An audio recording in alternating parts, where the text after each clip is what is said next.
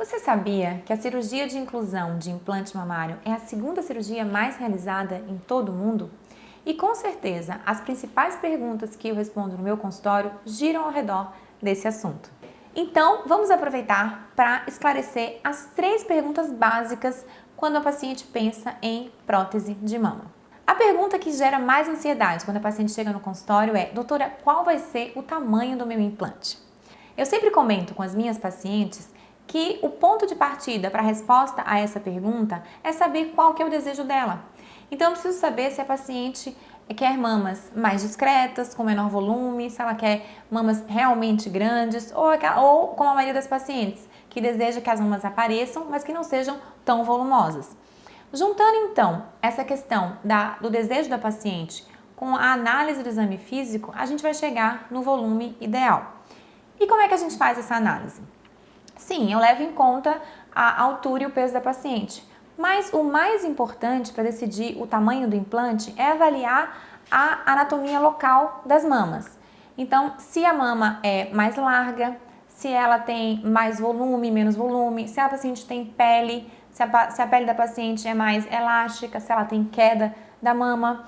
A gente avalia também a distância do pescoço até o colo, a distância da areola até o sulco. Então, isso tudo é feito bem rapidamente. Durante o exame físico eu já avalio isso e a paciente imediatamente já recebe a sugestão do implante ideal para colocar na sua cirurgia.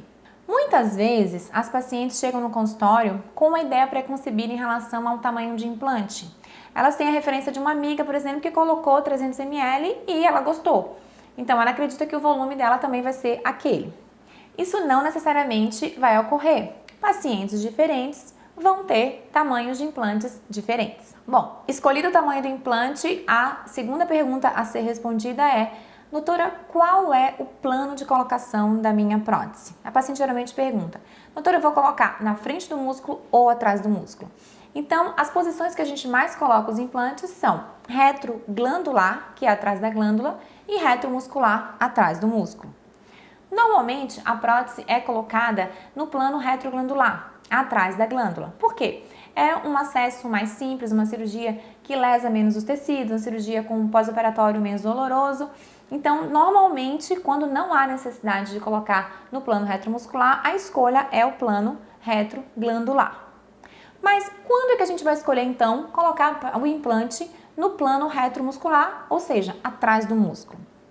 Então, deixa eu explicar para vocês como a prótese, para vocês entenderem. A prótese, quando a gente vê as próteses nas fotos, elas parecem que são cheinhas, mas na verdade não são. Isso porque o fabricante não enche totalmente a prótese para que ela fique molinha e na hora que a gente coloque sob a mama continue com um aspecto natural. Então, quando a paciente está na posição em pé, essa prótese ela vai ter essas reentrâncias. E se a paciente não tiver uma boa quantidade de tecido glandular, de tecido mamário, para esconder essas reentrâncias, isso pode ficar visível sob a pele.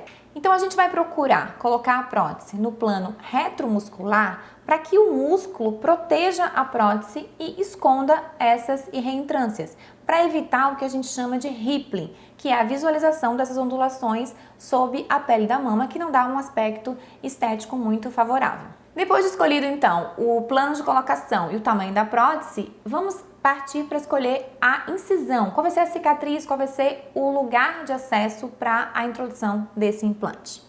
Basicamente existem 3 acessos. A gente pode usar o acesso pelo sulco, pela areola ou pela axila. A maioria dos cirurgiões prefere, ao redor do mundo, a escolha do acesso no sulco inframamário, logo abaixo da mama. Por quê? Essa cicatriz vai ficar bem escondida, a paciente só vai visualizar essa cicatriz se ela deitar ou se ela levantar a mama. E é um plano em que a manipulação da glândula é bem pequena. Então é um plano que vai causar menos lesão para a glândula e, obviamente, menos complicações. Um outro acesso que pode ser utilizado é o acesso periareolar.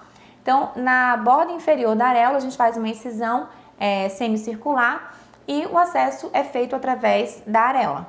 Para que a gente faça essa incisão, a areola precisa ter um determinado tamanho, porque a incisão tem que ter em torno de 4 centímetros, qualquer a via de acesso que a gente utilizar. Eu, particularmente, não gosto dessa técnica, desse acesso, porque eu acho que uma cicatriz deve ficar sempre escondida. E a areola é um ponto principal de atenção da mama. Então, se essa cicatriz não ficar imperceptível, a gente vai ter causado um distúrbio estético na mama. Então, eu particularmente não uso muito a via periareolar. E por último, menos utilizada ainda, é a via axilar.